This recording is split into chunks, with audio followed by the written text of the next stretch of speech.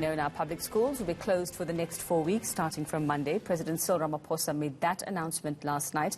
Government says this is to protect pupils and teachers from COVID-19. Well, let's find out from the Western Cape Education MEC, Debbie Schafer, how she feels about this announcement. MEC, a very good morning to you. And before we actually get to how you feel about this, let's just clear up. You've had a bit of a rough couple of hours on Twitter, on social media, just trying to clarify a tweet where you said, don't tell me what to do. I think just very quickly, explain what happened in that conversation with whoever you were having that conversation with. Thank you, Rebecca. I made a comment last night. I've been trying to find it this morning on Twitter. I haven't yet done it, but I made a comment last night. I can't even recall what it was. And someone said to me, responded to me and said something like, accept the decision or you will be sorry, something to that effect. And I said, don't tell me what to do. It was in response to that tweet. And then people just saw the response. They didn't see the other one. And I have been getting all kinds of people assuming that I was referring to the president, which I absolutely was not. All right, so that's the joy of social media, MEC. We get caught in the middle of that. All right, well, let's get to just how you feel about what the president said last night about schools closing. It's been your view that children are safer at school, and like we see, you say it's minimal, the number of infections that you've seen in your schools as well in the Western Cape.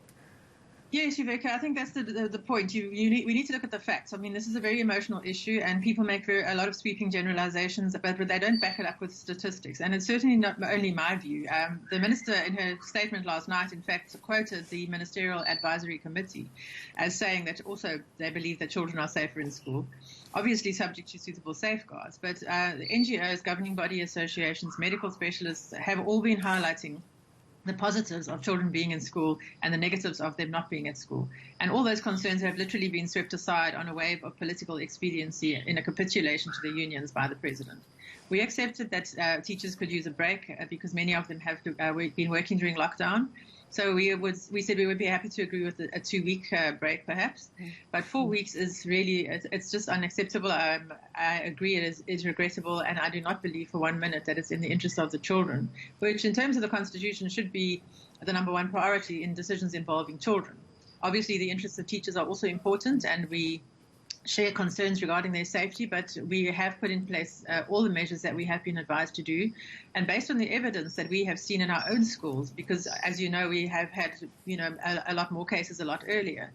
We have been keeping statistics on it, and in the last week, I have received confirmation through working with our health department, the figures that I did release the other day, and it really is a very small percentage, first of all. But the important part is that obviously anybody who's affected is a concern for us, and we have unfortunately also lost some teachers to the virus. Well, MEC, regret, but I mean that's not showing that it's being spread in schools. If, like you say, you would have been okay with 2 weeks, then what's 2 more weeks to get everybody over, well, this peak? And I say this peak because we were told that we should expect several peaks over the next couple of months. So why not just the 2 weeks to make sure everyone is okay and safe and isolated where they should be? Because it's not going to be gone in 2 weeks. So that's the problem. The thing is, because of the changes in the calendar, there isn't really a holiday from now to the end of the year. So on that basis, we would agree to 2 weeks because it has been stressful for teachers to go back to school, put in place the new measures and so on. So we felt it would be justified to do that. But an extra 2 weeks is actually a huge amount when you consider. First of all, there's also the emotional trauma on people, children. I mean, they're going to school, then they're not going to school, parents, and also the fact that by the time they go back eventually, some children will have been out of school for 5 months. And the effects of them on mental health, on their education, the gaps they're going to experience in education are going to be felt in our system for a very, very long time.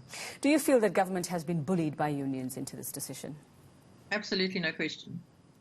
All right. And with regard to extending the school year, going beyond the end of this year, how do you see that panning out? And what are the complications with that?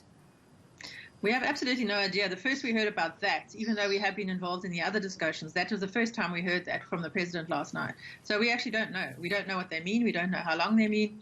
We have been having discussions about the possibility of the year being extended into December and perhaps maybe next year starting a little bit earlier. But this is the first we've heard about that it's going to now be extended. So we don't actually know. It's going to present a lot of complications because obviously we have a new cohort of learners who will be coming into the system at the beginning of next year. So we don't know what's going to happen to the grade R's and ones who will be joining our system next year. We certainly don't have money for extra teachers for them. So it's going to be a huge logistical nightmare. And just, many suggesting or asking this morning, and that's parents and other experts as well, why not just scrap this year and start all over again? I'd just like to know your thoughts on that. We've had so many opinions bandied back and forth on that. How do you feel about if we had to just write off this year and just start next year fresh? Well, as I say, the biggest concern for me is the 120,000 children coming into the system next year, new children who are coming into grade R and grade 1.